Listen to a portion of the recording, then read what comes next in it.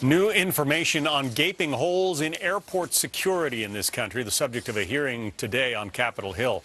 Utah Congressman Jason Chaffetz, the chairman of this hearing, warns the number of airport security breaches remains stunningly high in this country. He says despite all the invasive pat-downs, the billions of dollars spent on those intrusive body scanners, U.S. airports are still vulnerable to terrorist attack.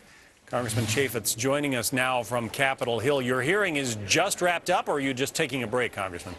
No, just wrapped it up. All right, 25,000 breaches of airport security in this country? And those are just the ones we know about. What scares me are the ones we don't know about. So look, it's a stunningly high number. We've thrown tens of billions of dollars at this. We've invaded everybody. We're taking naked pictures of people at the airport.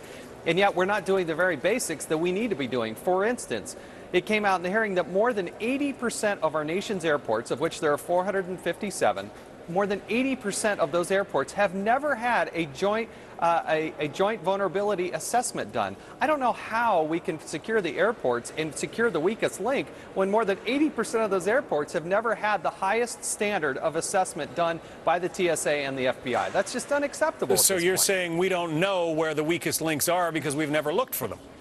We have problems in Dallas and Charlotte and LAX.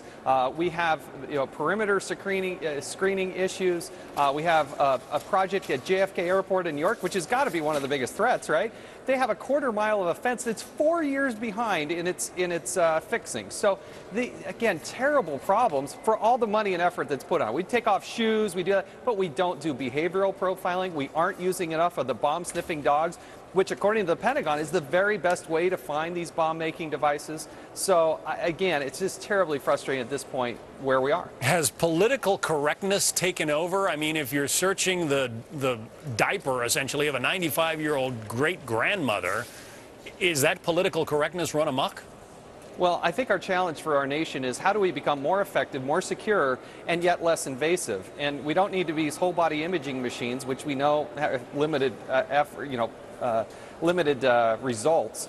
What we need are like the bomb-sniffing dogs, but the whole-body imaging machines have something that dogs don't have. That is, they have lobbyists.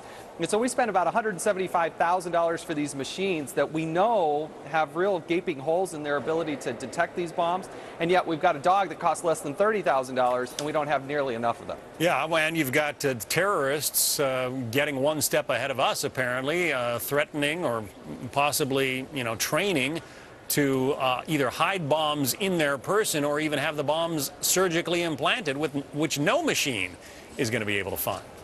Well, and that's where we heard testimony today. You give me a good German Shepherd who's been properly trained, and if there's something in a body cavity that's an explosive device, the best way to find that, as best we can tell, is going to be a dog. And not only is it a great deterrent, but it's a great way to actually find the problem that may be there at the airport. Congressman Jason Chaffetz is a Republican of Utah. Congressman, I know that I certainly wish you well in trying to get rid of or, trying to do something about those invasive pat-downs and scans and everything else at the airport. I think a lot of people are with you on that. Thank you. Thank you.